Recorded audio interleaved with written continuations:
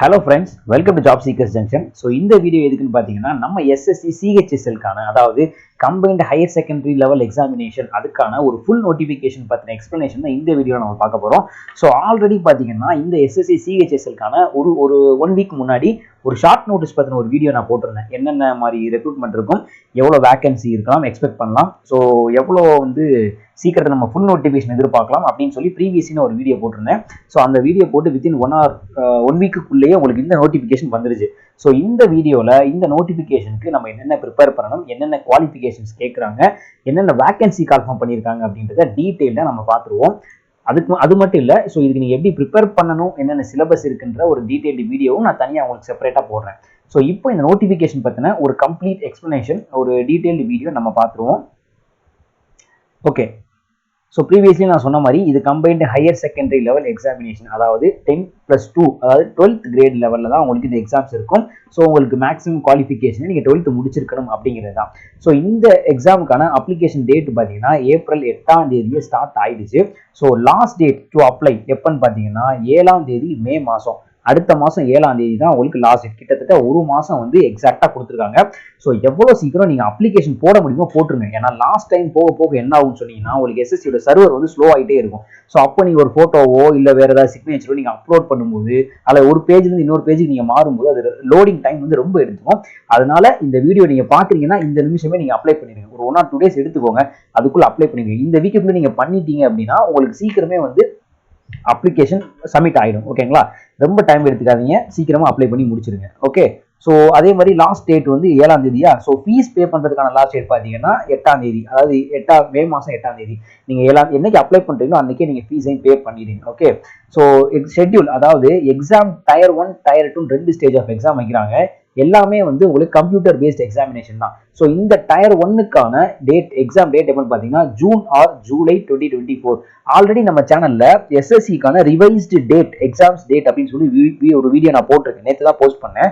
அது எதுக்குன்னு பார்த்தீங்கன்னா ஏப்ரல் 19 எலெக்ஷன் வர்றதுனால உங்களுக்கு எக்ஸாம் டேட்ஸ்லாம் தள்ளி வச்சிருக்காங்க. ஸோ அதை பற்றின ஒரு வீடியோ நான் போட்டிருக்கேன். ஸோ அதோடைய லிங்கையும் நான் டிஸ்கிரிப்ஷன்லையும் ஃபர்ஸ்ட் கமெண்ட்லையும் வைக்கிறேன். அந்த வீடியோ ஒரு தடவை பார்த்துருங்க. நீங்கள் எந்தெந்த எக்ஸாமுக்கு அப்ளை பண்ணியிருக்கீங்க, அதுக்கான எக்ஸாம்ஸ் டேட் எப்போ வருதுன்றதை அந்த வீடியோ செக் பண்ணிக்கோங்க. ஸோ இது பார்த்தீங்கன்னா ஜூலை 1 ஜூலை 12 வரைக்கும் எஸ்எஸ்சி சிஹெச்எஸ்எல்கான டேட் அவங்க மென்ஷன் பண்ணியிருந்தாங்க. அந்த வீடியோவில் நீங்கள் ஒரு தடவை செக் பண்ணிக்கோங்க. ஸோ அந்த வீடியோவான லிங்கையும் நான் ப்ரொவைட் பண்ணுறேன். ஸோ டயர் 2க்கான டேட் இன்னும் நோட்டிஃபை பண்ணல உங்களுக்கு, அது இனிமேல் தான் சொல்லுவாங்க. ஓகேங்களா, ஸோ அது வரும்போது அதையும் நான் உங்களுக்கு இன்ஃபார்ம் பண்ணிடுறேன்.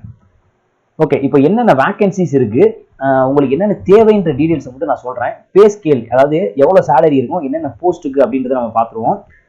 இதுல பாத்தீங்கன்னா மேல கொடுத்துருக்காங்க பாருங்களேன், எல்டிசி அதாவது lower division clerk, junior secretariat assistant, data entry operator for various ministries டிபார்ட்மெண்ட்ல இருக்கு. அதுக்கப்புறம் பாத்தீங்கன்னா இது 3 தான் இந்த வேகன்சிஸ் தான் கால்ஃபார்ம் பண்ணியிருக்காங்க.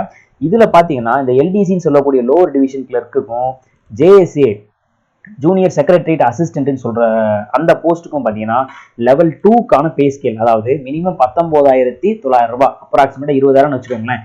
அந்த 20,000 இருந்து 63,000 ரூபாய் வரைக்கும் உங்களுக்கு பே ஸ்கேல் இருக்கும். இது பேசிக் பே தான். ஸோ இதுக்கப்புறம் உங்களுக்கு அலவன்சஸ் எல்லாமே ஆட் ஆன் ஆகிக்கும். அதனால உங்களுக்கு சேலரி மினிமம் ஒரு 25,000 30 ரூபா வரைக்கும் எக்ஸ்பெக்ட் பண்ணலாம். பேசிக்காவே நான் சொல்றேன், அது போக அதுக்கு மேல எக்ஸ்ட்ராவே வரும். பட் அப்ராக்சிமேட்டா அவங்க கொடுத்துருக்க வேல்யூ நான் சொல்றேன்.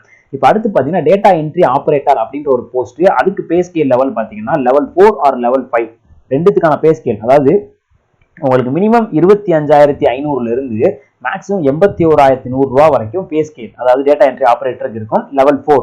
அதுவே லெவல் 5க்கான சேலரி நீங்க வாங்க போறீங்க அப்படின்னா 29,200 இருந்து 92,000 ரூபாய் வரைக்கும். இது பேசிக் பே தான். இது போக உங்களுக்கு அலவன்சஸ் எல்லாமே எக்ஸ்ட்ராவா வந்துடும். ஸோ இப்போ அடுத்து டேட்டா என்ட்ரி ஆபரேட்டர்லயே கிரேட் ஏன்னு சொல்லி ஒரு போஸ்ட் கால்ஃபார்ம் பண்ணிருக்காங்க. அந்த போஸ்ட்டுக்கு பார்த்தீங்கன்னா லெவல் 4க்கான சேலரி மேல பார்த்தோம் இல்லையா, அதே மாதிரி தான் 25,500 இருந்து 81,000 ரூபாய் வரைக்கும் உங்களுக்கு சேலரிஸ் அவங்க ப்ரொவைட் பண்ணிடுவாங்க. இப்போ டென்டேட்டிவ் வேகன்சிஸ் பார்த்தீங்கன்னா கிட்டத்தட்ட 3,712 வேகன்சிஸ் கால்ஃபார்ம் பண்ணியிருக்காங்க. இது லாஸ்ட் இயர் கம்பேர் பண்ணும்போது வேகன்சிஸ் ஜாஸ்தி தான். ஏன்னா போன வருஷம் எஸ்எஸ்சி சிஹெச்எஸ்எல் பார்த்தீங்கன்னா 1,600 கிட்ட தான் வேகன்சிஸ் கால்ஃபார்ம் பண்ணியிருந்தாங்க. இப்போ உங்களுக்கு அது அப்படியே டபுளா வந்திருக்கு, 3,712 வேகன்சிஸ். இதுவே ரீஜன் வைஸ், அதாவது central, southern region, northern region பிரிக்கும் போது தமிழ்நாட்டுக்கு மினிமம் ஒரு 1000 வேகன்சிஸ் நம்ம எக்ஸ்பெக்ட் பண்ணலாம். ஸோ தாராளமா இந்த time compare to previous year vacancies ஜாஸ்தி தான் இருக்கு. அதனால தாராளமாக நீங்கள் அப்ளை பண்ணிடுங்க. ஓகேங்களா? யாருமே வேகன்சிஸ் முக்கியமாக நான் சொல்கிற விஷயம் இதுதான். காம்படிட்டிவ் எக்ஸாம்ஸ் பொறுத்த வரைக்கும் வேகன்சிஸை பார்க்காதீங்க. வேகன்சிஸ் பார்த்தீங்கனாலே உங்களுக்கு பயம் வந்துடும், படிப்பில் இன்ட்ரெஸ்ட் குறைஞ்சிரும். வேகன்சிஸ் பார்க்காதீங்க, இருக்கிற வேகன்சிஸ்குள்ளே எப்படி நம்ம உள்ளே போகலாம் கிளியர் பண்ணி அப்படின்றத மட்டும் யோசிங்க. ஸோ இந்த வெப்சைட்டை பற்றி நான் ஆல்ரெடி சொல்லியிருக்கேன். இதுதான் வந்து எஸ்எஸ்சிக்கான நியூ வெப்சைட். ஸோ இந்த வெப்சைட் தான் நீங்கள் ரிஜிஸ்டர் பண்ணணும். அதை பற்றி நான் உங்களுக்கு கீழே வந்து சொல்கிறேன். இது பார்த்தீங்கன்னா ரிசர்வேஷன், எந்தெந்த கேட்டகரிக்கு என்னென்ன ரிசர்வேஷன், டிசேபிள் பீப்புள் இருப்பாங்க இல்லையா?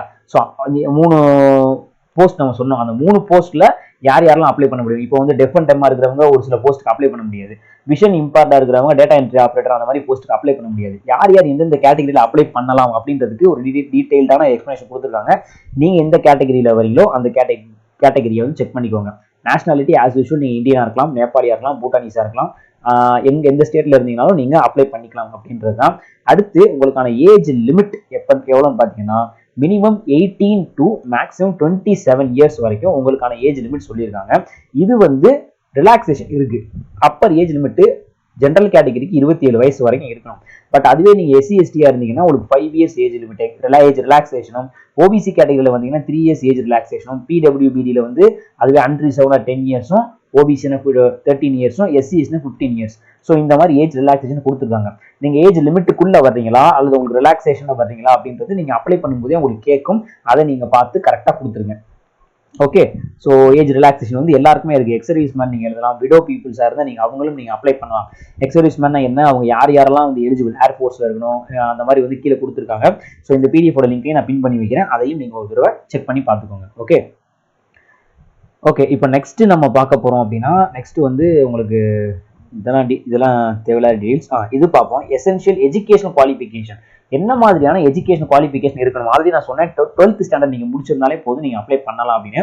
ஸோ இந்த டீட்டெயிலாக கீழே கொடுத்துருக்காங்க. ஃபர்ஸ்ட் பார்த்தீங்கன்னா டிஇஓ டேட்டா என்ட்ரி ஆப்ரேட்டருக்கும் டேட்டா என்ட்ரி ஆப்ரேட்டர் கிரேட் ஏக்கும் பார்த்தீங்கன்னா 12th ஸ்டாண்டர்ட் நீங்கள் பாஸ் பண்ணியிருந்தாலே போதும். வித் மேத்தமெட்டிக்ஸ் நீங்கள் அதில் படிச்சிருந்துருக்கணும். எந்த போர்டில் நீங்கள் ஸ்டேட் போர்டில் படிச்சிருந்தாலும் சரி, அல்லது மெட்ரிகுலேஷன்லையோ அல்லது சிபிஎஸ்சிலையோ நீங்கள் படிச்சிருந்தாலும் 12th நீங்கள் முடிச்சிருந்தீங்கனாலே இந்த போஸ்ட்டுக்கு நீங்கள் அப்ளை பண்ணலாம். வேற எந்த வித குவாலிஃபிகேஷன் அவங்க சொல்லலை, மேத்தமெட்டிக்ஸ் மட்டும் இவங்க இதில் சொல்லியிருக்காங்க. அடுத்து பார்த்தீங்கன்னா எல்டிசி லோவர் டிவிஷன் கிளர்க்கும் ஜூனியர் செக்ரட்டரியேட் அசிஸ்டன்ட்டுக்கும் பார்த்தீங்கன்னா except DEO department ministry of அது மென்ஷன் பண்ணியிருப்பாங்க.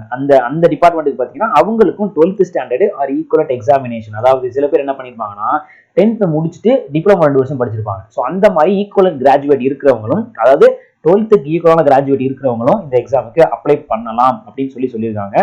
Candidates who have appeared in their 12th standard, அதாவது நீங்க பாஸ் பண்ணியிருக்கணும் ஒரு சில எக்ஸாமுக்கு. ஆனா சில பேர் வந்து பாஸ் ஆயிருக்க மாட்டாங்க, போய் இது படிச்சிருப்பாங்க, எக்ஸாம்ல ஃபெயில் ஆயிருப்பாங்க, பாஸ் ஆயிருக்க மாட்டாங்க. ஸோ அந்த மாதிரி உள்ளவங்களும் அப்ளை பண்ணலாம் அப்படின்றத இங்க தெளிவா மென்ஷன் பண்ணியிருக்காங்க. ஓகேங்களா? ஸோ இதுதான் வந்து எஜுகேஷன் குவாலிஃபிகேஷன். இப்போ எப்படி நீங்க அப்ளை பண்ணணும் அப்படின்னு பாத்தீங்கன்னா ஹவு டு அப்ளைன்னு ஒரு விஷயம் சொல்லியிருக்காங்க.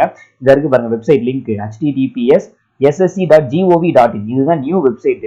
இங்க கொடுத்துருக்காங்க பாருங்களா, இதுதான் வந்து பழைய வெப்சைட் ssc.nic.in. இதுல ஆல்ரெடி எல்லாருமே ரெஜிஸ்டர் பண்ணிருப்பீங்க. ஸோ இந்த வெப்சைட் தான் புது வெப்சைட். இதுல வச்சுதான் இனிமே வந்து நியூ ரெக்ரூட்மெண்ட் எல்லாமே வந்து ஒரு நோட்டிபிகேஷன் லிங்க் எல்லாமே வரும். ஸோ அதனால இதுல ரெஜிஸ்டர் பண்ணி வச்சுக்கோங்க. அதுல எப்படி ரெஜிஸ்டர் பண்ணணுங்கிறதுக்கான ஒரு ஸ்பெஷல் வீடியோவும் நான் தனியா உங்களுக்கு போட்டுறேன். ஃபர்ஸ்ட் பார்த்தீங்கன்னா ஒன் டைம் ரெஜிஸ்ட்ரேஷன். நீங்கள் இந்த வெப்சைட்டில் பண்ணியிருக்க மாதிரியே இதுலையும் நீங்கள் ஒரு ஒன் டைம் ரெஜிஸ்ட்ரேஷன் பண்ணிட்டு அதுக்கப்புறம் தான் நீங்கள் வந்து அப்ளையே பண்ண முடியும். அது 100 ரூபாய் இருக்கும்னு நினைக்கிறேன் நீங்கள் ஒன் டைம் ரெஜிஸ்ட்ரேஷன் பண்ணுறதுக்கு. அதுக்கப்புறம் எல்லா எக்ஸாம்ஸுமே நீங்கள் ஃப்ரீயாக பண்ணிக்கலாம். ஸோ அதனால அது எப்படின்ற வீடியோவும் நான் சொல்கிறேன். ஆல்ரெடி நீங்கள் பண்ணியிருந்தீங்க அப்படின்னா அதை ஃப்ரீயாக விட்டுருங்க, ஒன்றும் ப்ராப்ளம் இல்லை. ஓகே, ஸோ நெக்ஸ்ட் பார்த்தீங்கன்னா நீங்கள் என்னென்ன டாக்குமெண்ட்ஸ் அப்லோட் பண்ணணும், அதாவது உங்களுடைய ஃபோட்டோகிராஃபு, உங்களுடைய சிக்னேச்சர் எல்லாமே அது அப்லோட் பண்ணணும் அப்படின்றத சொல்கிறாங்க. லாஸ்ட் டேட் மறுபடியும் ஞாபகப்படுத்துகிறேன், 7th May. அதுக்குள்ளே நீங்கள் வந்து எக்ஸாம்ஸ்க்கு அப்ளை பண்ணிடுங்க. அப்ளிகேஷன் ஃபீஸ் எவ்வளோன்னு பார்த்தீங்கன்னா உங்களுக்கு 100 ரூபாய், 100 rupees. அந்த 100 rupeesமே உமன் கேண்டிடேட்ஸ்க்கு கிடையாது, எஸ்சி எஸ்டி கேட்டகரிஸ் கிடையாது, பிடபிள்யூபிடி அதாவது பர்சன் வித் பெஞ்ச்மார்க் டிசபிலிட்டி அவங்களுக்கும் கிடையாது, எக்ஸர்வீஸ்மென்ட்க்கும் கிடையாது. ஸோ இவங்க எல்லாருக்குமே ஃபீஸ் வந்து எக்ஸம்ஷன். உங்களுக்கு இந்த 100 ரூபாயும் கிடையாது, ஃப்ரீ தான், தாராளமாக அப்ளை பண்ணலாம். மித்த எல்லா ஜென்ரல் கேட்டகரிக்கோ ஓபிசிக்கோ இடபிள்யூஎஸ் கேட்டகரிக்கோ உங்களுக்கு பார்த்தீங்கன்னா 100 rupees ஃபீஸு, அதையும் நீங்கள் பே பண்ணணும். அப்ளிகேஷன் போடும்போது நீங்கள் பே பண்ணிடுங்க. பேமெண்ட் மோடு பார்த்தீங்கன்னா யூபிஐ மூலியமாவோ அல்லது நெட் பேங்க் மூலியமாவோ அல்லது உங்களுடைய கார்டு, நீங்கள் எந்த கிரெடிட் கார்டு வச்சிருக்கீங்க, டெபிட் கார்டு வச்சிருக்கீங்க, எந்த கார்டு வச்சிருக்கீங்கனாலும் அந்த கார்ட்ஸ் மூலியமா நீங்கள் எக்ஸாமுக்கு ஃபீஸ் வந்து நீங்கள் பே பண்ணிக்கலாம். ஓகே முக்கால்வாசி டீடைல்ஸ் எல்லாமே முடிச்சாச்சு. ஸோ சென்டர்ஸ், எக்ஸாமினேஷன் சென்டர்ஸ் எங்கே இருக்குது, அதாவது சென்ட்ரல் கவர்மெண்ட் எக்ஸாம் நம்ம வேறு ஸ்டேட்டு போய் எழுதணுமா அப்படிலாம் நீங்கள் பயப்படவே வேண்டாம்.